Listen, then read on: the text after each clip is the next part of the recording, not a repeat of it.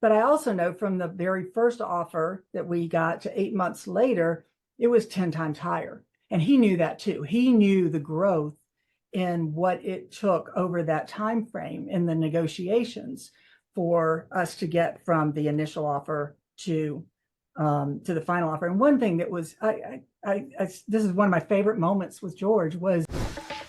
Welcome to the road to greatness. Get ready to be inspired and empowered to take your career to the next level. Let's talk about it. Hi, I'm Carlin Kiefer, and welcome to the road to greatness. We have more experts, more people who are great at what they do, willing to share their path with you. Hopefully, you'll be able to take something away, apply it to your own circumstances and sets, and help you get to your own great destination. One of the things that came out of season 1, you may recall, is that every single interview talked about mental agility, emotional agility, and resilience. All three are necessary components to becoming actually great at what you do. So what does that look like? Well, it's different for everyone. And that's why we're interviewing as many experts as we can find to be able to share their version with you. If something resonates with you, please click like. If you want to hear more, please hit subscribe. And if you feel like you know someone who could probably benefit from a few extra tips and tricks, share. And with that, we're going to go to the road to greatness. Let's talk about it. Hello, and welcome back to this week's episode of The Road to Greatness. I am excited and delighted to welcome my next guest, Shari Spencer. If you recall, in our first season, we had the opportunity to interview Jackie Callan, who was considered the first lady of professional boxing. And I would argue that Shari Spencer is what I would call the first lady of MMA. And yes, boys and girls, women play in the blood sport. Yes, we do. So both in the sport itself, in managing and everything else. So Shari, welcome and glad to have you. Thank you. It's great to be here. I got to see your podcast with Jackie, and a lot of people compared me to her. They said I was the Jackie Callan of MMA. So that was quite an honor for me. And I'm glad to see she's already been on your podcast. That's awesome. Yeah, it's and I don't even know what it's shoes to fill because it's a slightly different sport, and equally exciting. And I want to make sure that we get to talk about a few things. One, how you were able to make a space and place for yourself in MMA, and then also you've pivoted away from the sport and do something entirely different, although not entirely different in your space and place, or how you would consider it. So lots to talk about. It certainly plays into or goes along well with the theme of being able to pivot and have that mental agility. So let's start at the beginning, of course, and how you even got into the world of managing in MMA. I mean, this is the blood sport. Exactly. Well, actually, let me go back a little bit further because I didn't set out to become a manager. I mean, I was literally the last kid picked on the playground. So being involved in sport in any capacity was a bit of a stretch. But I went to the University of Georgia, go Dogs, and majored in international business, concentrated in finance. And when I came out, I was looking for a job in international finance. And it was really kind of challenging back then if you didn't have an MBA or hadn't studied overseas. So I needed to make some money, and I started working at this in a clerical position at a subsidiary of AIG. And one of the first things I learned is you never say never, because the first thing I thought when I walked in was I could never work in an environment like this because just seemed so chaotic, right? Mm-hmm. And chaos is opportunity. And I ended up being offered a position that they were creating. And I ended up working for AIG for 8 years. So in that role, I developed a lot of corporate accounting skills, which became a foundation for what I did down the road. And I also developed some technology, IT skills in terms of writing reports, and I was kind of a go-to person there. So it was a great opportunity for me to have as much rope as I was willing to hang myself with, so to speak, develop a lot of procedures and systems. And those things have stuck with me to this day. So it wasn't what I originally planned, but I pivoted, to your point, and made the most of it and got a tremendous foundation for the rest of my career that, like I said, I still rely on to this day. And then from there, I had other positions. I started a business of my own. It didn't go so well. So I pivoted again and got into finance when I moved out here to Las Vegas. And from there, I worked my way up to vice president of finance and then CFO of a smaller company, and was laid off from that position, pivoted again, and started my own business. This was back in 2001. And I've had my own business ever since. And I've done consulting work. I did take a position for a while that led me to be CFO of a public company. So I have had previous CFO experience, which will lead me back to kind of where I am today, which we'll get to in a little bit. But all of that business background really, I think, created a super strong foundation for what I did within MMA, even though that was not on my bingo card at all when it came along. Yeah, so that's the piece, right? So you think about number crunching, you think about finances and investments and how you're making something grow financially. And then you think, okay, these people over here kicking each other in the face and, flopping each other on the ground and doing arm bars. I had to learn that term, and doing all kinds of other things. What's the leap and how did that go? It was quite a leap. So I was actually dating someone who had been approached by the head of the UFC to work on fighters. He's a holistic therapist. They nicknamed him the witch doctor of all things. And it was creepy. I know, a little creepy. No, but it was the very first season. This is kind of cool for the MMA fans that may be watching. But it was the very first season of The Ultimate Fighter. So Chuck Liddell and Randy Couture were the coaches that season. And during the season, I got to know Randy Couture over time. I went to my first fight, which was the season finale of the first season of The Ultimate Fighter, where Forrest Griffin and Stephan Bonnar had their, famous match that was basically the match heard around the world and really catapulted the UFC to from a really, really niche sport to a more mainstream niche sport in this country. And when I looked around me again, I said, I'm not coming back. These people, they're bulky, they're all tatted up, they're wearing black. And, I go to tennis matches, I wear colors, right? This is not me. But lo and behold, I really got to know the fighters, especially Randy. He was my first client and he was preparing for retirement. And, just over dinner conversation or whatever, I was offering him, little bits of advice about, this opportunity or that one. And eventually I said, look, you need to hire someone. I said, it can be me, it can be someone else, but you really need someone guiding you through this. And he said, no, I trust you. And it ended up hiring me as a business advisor, not as a manager, because he was in retirement.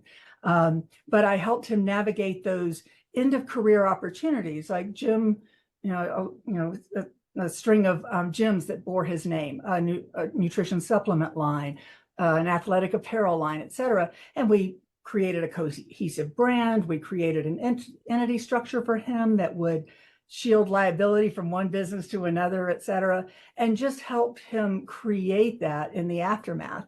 And then that prepared me, seeing a fighter at the end of their career, for working with fighters who were at the beginning of theirs. So it was for a guy I was dating, bottom line. Never know. Never know. Right? Right. No, that's true. And so I love the idea though of looking at, and it's something that actually in professional sports in general, whatever the sport, that not everyone has somebody to look out for their finances, and not everybody has somebody to say, hey, don't go out and spend all that. My father's favorite line was, don't go spend it all in one place. But yeah, it's don't go out and make a ton of different things. You make your money work for you as well. So I love that the trust was already there to be able to have him trust you enough, at least with, that side of his career moving forward. So as you got deeper in, talk to me about picking up, because as you know, a lot of our listeners are in the sales field, and they're thinking about, and the mindset in sales is land and expand. So it's land in a client and figure out how to get more business from that client, or it's also go out and get additional Right. business. How are you radiating? How are you going out and getting other athletes to take that shot on you, but you also taking the shot on them? That's a very good question. I mean, I think there were things that I learned from my previous experience in finance, where I was working in different industries and kind of learning like what are the critical questions to ask so that I could pivot from from like a dental industry to an outdoor entertainment, et cetera. So I kind of learned how to quickly identify what those value drivers were and ask those questions. So that skill set I brought over. But outside of that, I knew nothing about MMA whatsoever. So as I got more involved, and I actually met George as well. George was my next client. George St. Pierre was my next client through the Witch Doctor. And I was trusted by him again. And sometimes I wonder why. I definitely had imposter syndrome for sure. Even my dad said, "Why did he hire you?" And he had a point. Thanks, Dad. I mean, he was proud, but I get it. Uh-huh. I have that background, and yet I had confidence in my ability to figure it out. And I love I wish I had said it, but Richard Branson, said it way before me. But I feel like I embodied his famous quote of, if someone gives you an amazing opportunity and you're not quite sure you can do it, say yes and figure it out later. And that was me to a T. And I would say that first 6 months, I didn't take on another client because I knew I had a learning curve. And I spent those first 6 months developing a network of people that I could go to and say, "Hey, you know what? How much should I charge for a signature on this trading card?"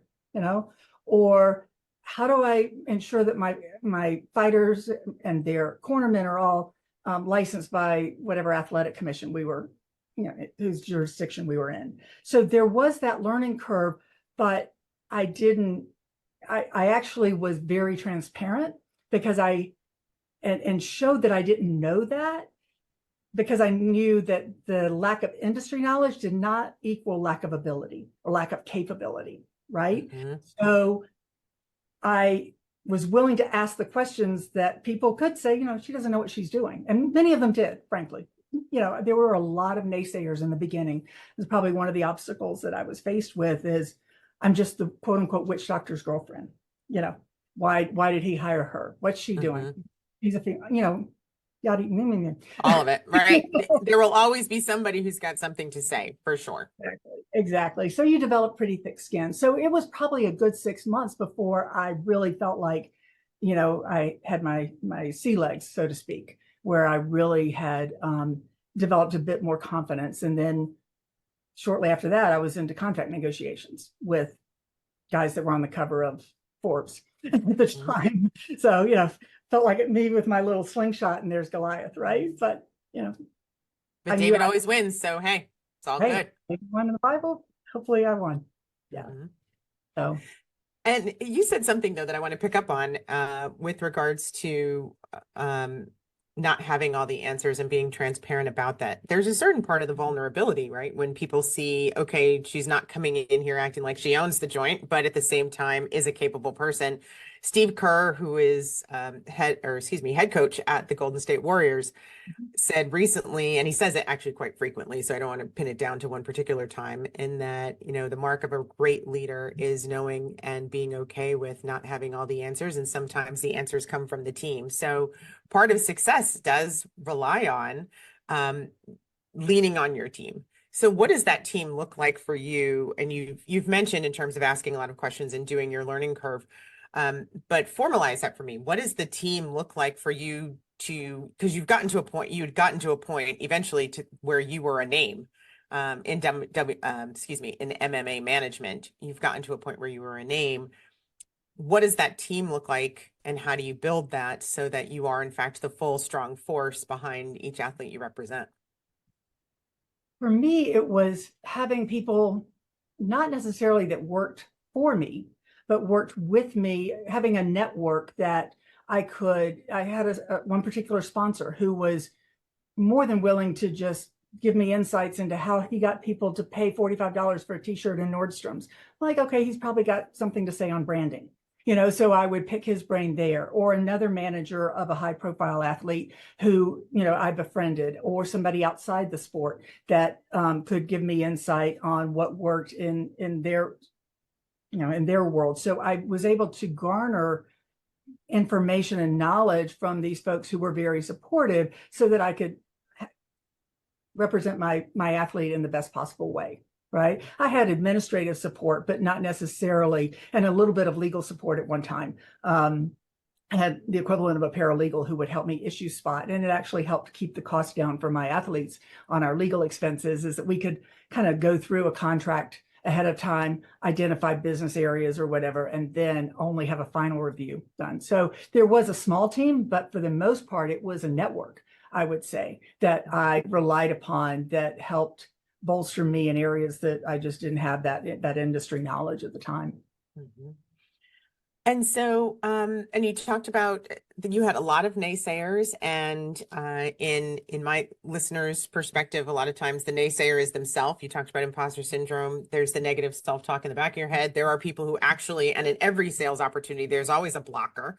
There's someone who's getting in the way. What were some of your blockers, and what's your way to get around them so that you actually aren't listening to the negative talk? I'll be the first to admit it was a challenge, because everybody wants to be accepted, everybody wants to be liked, and just knowing that there's going on, that you just really have to focus on the goal, which was what's best for my client, and just tune the rest of that out. And that helped me, is that as soon as somebody would want to say, no, I know I'm the best person. I know I'm the best person to represent him. I know that I have his best interest at heart. I'm not taking, whatever that might be. That focus helped me eliminate a lot of that noise that was going on. It was even coming, I'll give you one example, came from his cornerman, who said, there was just this study that came out that women don't handle stress quite as well as men. They don't make. Oh, I'm sorry. That was out loud. Yeah, that was. Yeah. That ER doctors, men make better ER doctors because of the stress in the emergency room. And he's hearing this too. Right. And he admitted this to me later, like after the contract was negotiated, and he was happy, I know he's smiling all the way to the bank at that point. But I mean, kudos to George for tuning it out too. Like, right. Look, I hired her. I'm with her. I trust her, shut up and focus on training, and that was his mindset. And that helped me, knowing he had my back. So there was that mutual respect that helped me, because once I was after that first 6 months of learning curve, then we went into contract negotiations, and that was another 8 months that were pretty intense, frankly. Mm-hmm. But in terms of back to the naysayers, I think it was just, I knew it was going to come with the territory, but it also gave me, I think, a bit of an edge to be underestimated as a female in that sport, for sure. Absolutely. And when you're underestimated, then you come and wow them, and they're a little dumbfounded, and then it's kind of like, oh, well, then I guess I should be listening more, right? I think there's probably not a woman alive, and I would argue there's probably some men who have come up against naysayers putting them in the way, but some people are very by tell me no and I'll figure out a way to say yes, or figure it out how to turn that into a yes. Exactly. Which is fantastic. So I do want to go back to something that you said in all that you were talking about. One of the other reasons why, despite imposter syndrome or naysayers and getting over the negative chat, is the fact that you are in fact adding value, right? Mm-hmm. You're getting more for the signatures, you're getting more for appearances, you're helping them negotiate a greater contract. And you even said smiling all the way to the bank. Mm-hmm. So part of him fighting for you to stay in and you fighting is because you were fighting for him. Right. And also there were things that people around him would not know. I didn't share the details of his contract, nor did he, right? Or what we were getting. So there were some things that only he and I obviously knew. But I also know from the very first offer that we got to 8 months later, it was 10 times higher. And he knew that too. He knew the growth in what it took over that time frame in the negotiations for us to get from the initial offer to to the final offer. And one thing that was, this is one of my favorite moments with George was it reminded me of the story of the gift of the Magi. And there were, at the time, there were other promotions in the sport, but none were as prominent as the UFC. That was where everybody wanted to fight. You know, it had the highest caliber fighters, and the others just didn't have the promotional kick that let's say that the UFC did. They were trying to make a name, but there was nobody that could really challenge them for that dominant spot. So it wasn't like other sports where, you know, I've got an athlete, he's a great quarterback, and I'm going to try to pair him between the Raiders and the Falcons and see who can get a bidding war going. That just didn't exist. There were other opportunities, but for a fighter's legacy and for their star-making ability, I guess, the UFC was where you needed to be. So, and I recognized this, and we had offers from other promotions, frankly.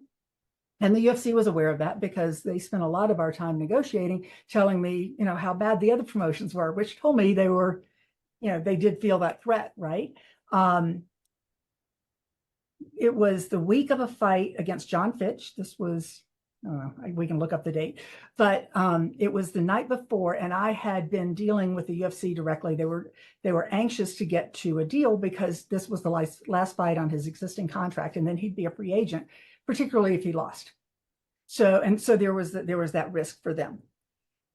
If he won, it went into an automatic extension, just as an FYI. So I was at dinner the night before with Lorenzo Fertitta, one of the owners of the UFC. It's just the two of us, and we reached a deal, and, you know, had a handshake deal. We agreed to, you know, write it up and, you know, get the lawyers involved when we got back to Vegas, but it would take effect with that next night with his fight. And I kind of, like I said, I kind of shielded him because when the week of a fight, he's in lockdown mode. All he's focused on is his opponent. I remove every other distraction I can that week. He's focused on maybe a few media obligations for the UFC, a couple of promo shots, and then he's with his cornermen, and he's just really cutting weight and focus on that opponent. So I really would not bother him with anything business related, but I had to take it to him. I had a fiduciary obligation to do that. So I went, called him up, said, "Hey, can I come to your room?" So I went to his room and I told him, you know, what we had negotiated. And before I did that, he said, "You know what, Shari, I see what they put you through." He said, let's take one of these other offers." Wow. And That's huge. I said, "George, for your legacy, I can take this." Yeah. And because they're brutal. I mean, they know their power, and they built an amazing platform. So, you know, kudos to them, but it's hard on managers. It's hard on managers. And I said, "No, you need to stay here. This is what's best for your legacy." So we were both putting the other first. And when I told him what the deal was, I mean, we were bouncing up and down. We had our arms around each other's neck. I mean, there was this giddiness, this excitement that he was able to go into the next fight with. And that's probably hands down my favorite moment with George, was just the us putting each other first. And that, and that's when he was smiling all the way to the bank to bring back your question. So I love that. And I love the fact that, you know, when you are looking out for the client's best interest and they really appreciate it, one, there's a loyalty factor that's there, and I'm going to protect you piece, right? And then that there's the trust that allows you to do more. And then the celebration just makes it even better. But, you know, when you put the customer first or the client first in this situation, it's a win-win all the way around. It's amazing. It is time for us to take a very short break. When we come back, we'll hear more from Shari and how she pivoted back to the world of finance and what she did to make an even greater impact on the third version of her career. Stay with us. We'll be right back. What is Pro Tip Partners? Pro Tip Partners is here because there are a lot of small, fast-growing businesses who want to focus entirely on growth, and at the same time recognize that they may not have the talent development resources already in-house. Pro Tip Partners is here to be that extra training arm that you need, but aren't really interested or don't have the resources to focus on full time. What does improv have to do with sales? So first and foremost, I'm not teaching people to be funny. What it is about the mental agility. If you think about improv and you've ever been to an improv show, one of the things you'll pick up from all the performers in that show is that they are all active listeners. They are dot connectors. They can take something they heard 5, 10, 20, 30, 40 minutes ago and connect it to something that they want to say and do right now in the moment. They can tie other pieces together. They can go with the flow when someone says, hey, come here, and they pull you in and you have no idea what you're about to do together, but you're there for it. You're ready to try. That's how you want your sales team to act. That's how you want team presentations to go. You want everyone to be ready to be on board and seem like a seamless unit together. And the improv skills are what help refine that. Pro Tip Partners. How can we help you develop your team? So let's turn and pivot, because everything that we've talked about so far really has been leveraging, and your value add is leveraging your financial expertise, leveraging your financial experience. And so when it was time for you to move on from MMA and the management aspect, you went back into finance with an entirely different backdrop, right? Like you have this whole new fighter, not necessarily fighter mentality, but certainly fighting spirit that does a little bit more. So talk to me about, one, making that pivot back, how many adjustments were required, and two, did you come at it stronger? Did you come at stepping into this space with a little extra oomph in your step because of where you just were? Oh, I'm quite certain. When I was managing, I had made a conscious decision. First it was a recognition and then a decision. A recognition that I had given up work-life balance completely, and made the conscious decision not to try to regain balance, because I recognized the opportunity that was here. That I was, it was something that is once in a lifetime. You ride that wave while you've got it, and I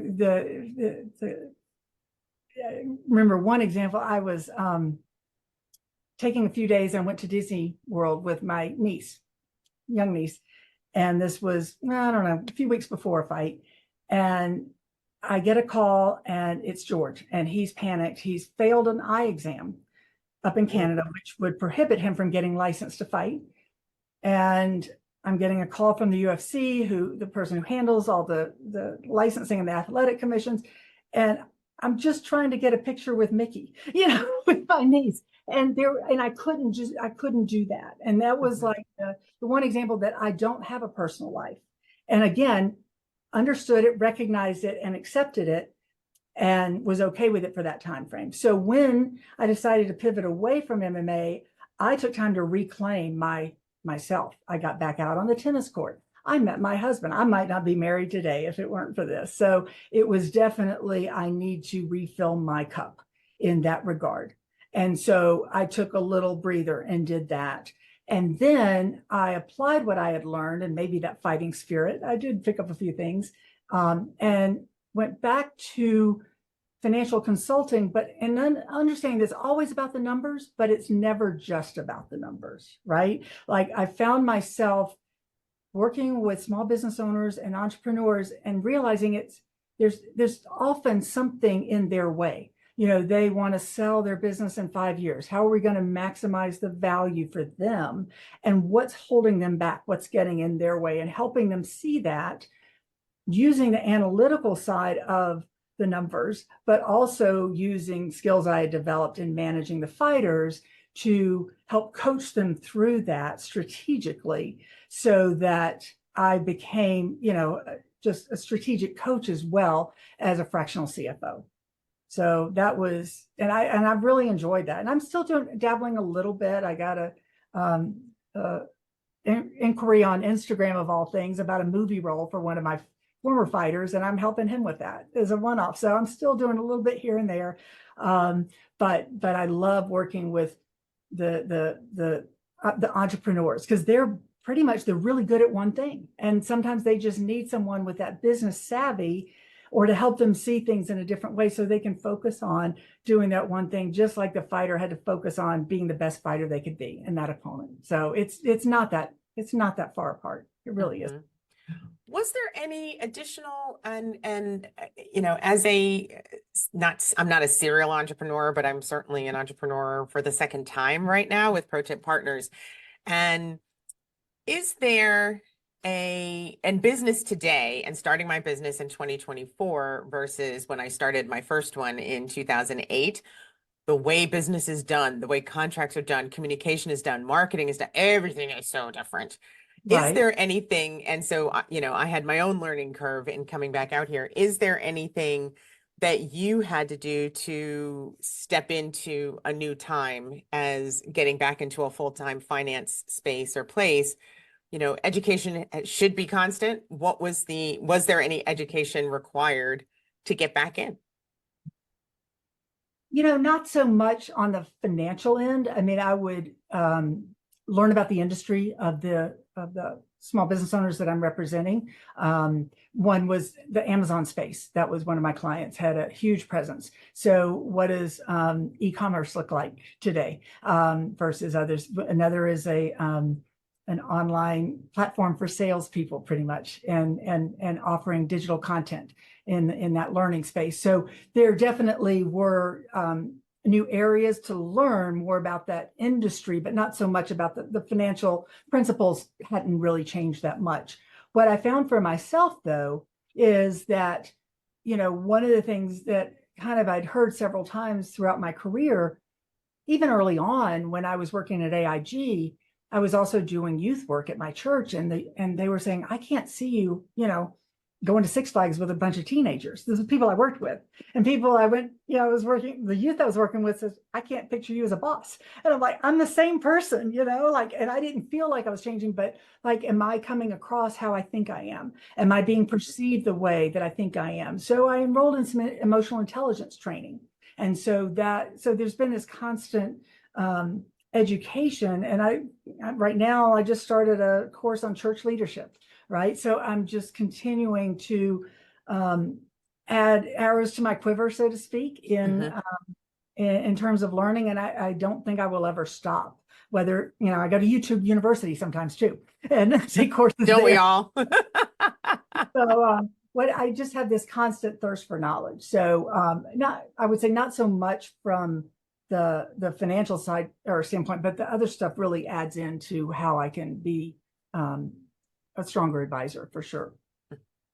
And so I want to go back on the emotional intelligence piece. What do you see is missing in the business world now in terms of what you've learned with regards to emotional intelligence, which one of the corner pieces of learning that is empathy and being able to, which is required or should be required in every element of business, is understanding what the other side is thinking, feeling, why they think and feel that way so that you can figure out how to meet them.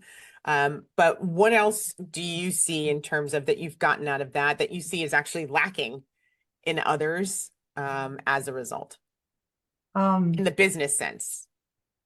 In the business sense, I think I'm going to circle back to something I said earlier, is that it's never just about the numbers, right? Like I saw things in business owners that, you know, I don't know if it was a lack of self-awareness, but maybe an awareness of obstacles that were holding them back, but an inability to overcome those. So that helping them see that and helping them move past those obstacles became a challenge. And so the emotional intelligence training helped me see it for what it was, recognize it as this isn't a numbers issue, you know, because logically you would do this, you would follow this course, but something else is getting in the way. And having empathy for that myself and saying, okay, who do I need to be to help this person break through that obstacle and do what is needed to be done that is best for them and their business. So it was shifting my mindset as much as anything, recognizing it in others, and then shifting my mindset so that I could be a better advisor, consultant. What response do you see as you're making that adjustment? What response do you see as your customer? So as from your customers in terms of if you consciously make a pivot in how you're interacting with someone. And because you have the EQ and you know, okay, this is actually what they need, not what would have worked with this person over here. I need to take this approach with this person over here. How does that affect the relationship you have with those clients? How does that affect their trust or belief in you? What do you actually notice a difference? I still sense resistance because things are ingrained forever in our lives, right? So, that, um, but I think I have more patience with that resistance. I think that I understand it more and I don't take it personally. Whereas before, I would look at it as what I have an inability to influence them in behaviors that I deem best for them. So I would look at myself and say, what am I not doing right in my sales ability? Even though I'm not in sales, but everybody really is. Everybody's in sales.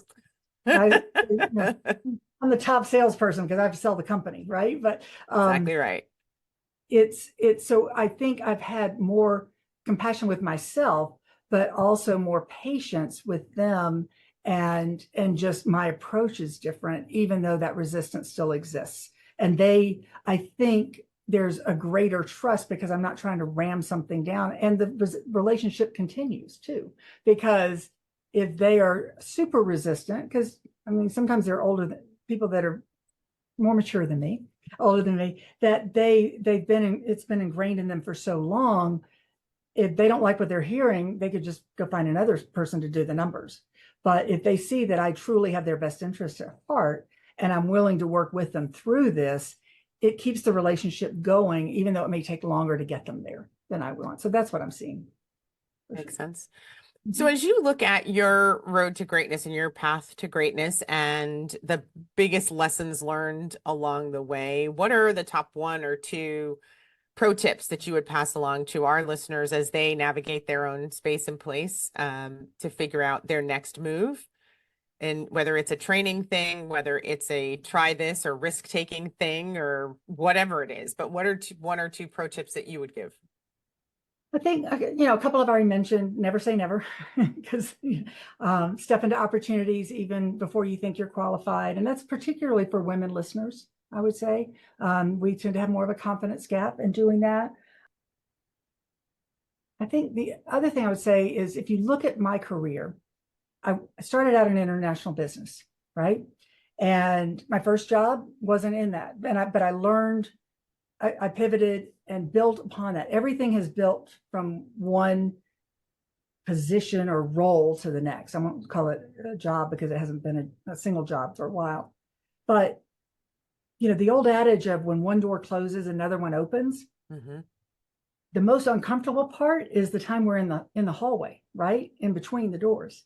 And Yes. That's challenging. And it's understanding everything has always led to something better. So I don't need to fear the hallway.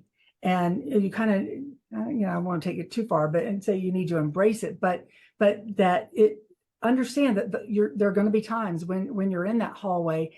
Yes, the other door, you may not see it yet, but that just to get comfortable with that because it's going to happen. The last thing I would add. Yeah, and I'm going to double down on that one because on the getting comfortable with the time in the hallway or getting comfortable in between your two opportunities, it's one of the reasons we started adding Pro Tip Partners started adding improvisation and mental agility training into most of our workshops because not only just every single guest that I've had here on the Road to Greatness has talked about the importance of both resilience and the ability to shift and move as necessary, but it's also about getting comfortable with being uncomfortable. And not enough people, I think, put themselves in uncomfortable situations on purpose to help them get used to that feeling and know that, hey, that's going to pass at some point. So, so I will absolutely endorse and double click on that last point there. So let me ask you, and as you've said, and I think if they've been paying attention for all this time, they probably will have figured this out by then figured this out on their own.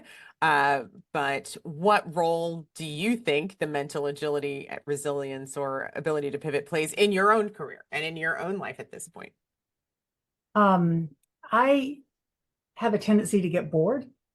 And if I'm doing anything too long, I will lose motivation. So the ability to move and have a common thread throughout everything I've done, but it hasn't looked the same at all over the years. And so that has kept it interesting. It has kept me engaged. It has kept me growing, frankly, throughout the process. And, as a result, not bored. I'm still on that road. I don't think I've arrived by any means. So when I've done the best in my career, it's been when I've been stretched, when I've been over my head, and I haven't been comfortable. So I have learned to kind of seek those opportunities that I didn't think that would be how things would have, if you had asked me that in college, I never would have said, oh yeah, I want to be a risk taker. I want to be all over the place, but it turns out it's been the perfect thing. So. No, I love it. That's fantastic. All right. We're coming up to the end of our time together now. What didn't I ask? That's the same question I ask everyone else is what didn't I ask that I probably should have?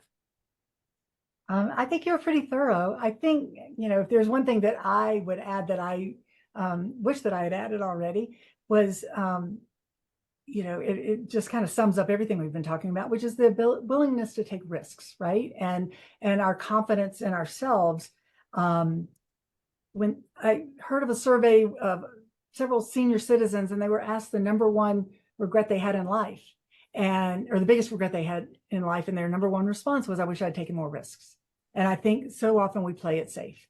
And I've had lucrative years and lean years as a result of taking risks.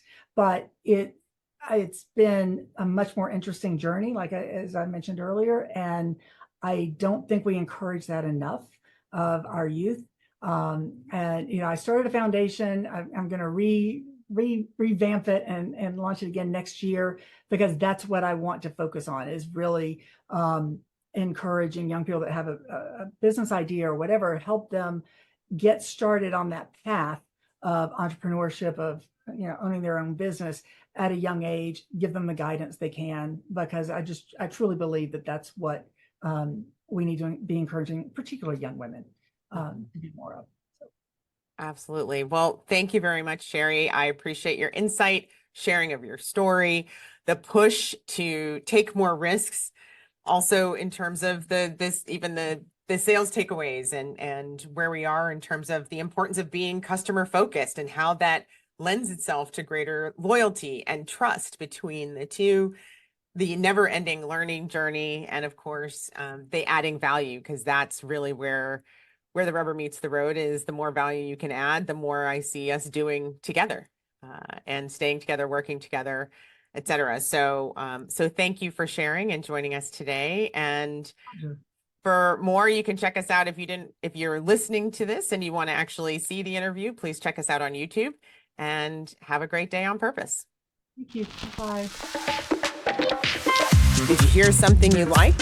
Tell me about it at Carlin RTG Podcast on YouTube, Instagram, Facebook, or TikTok. Thanks for joining.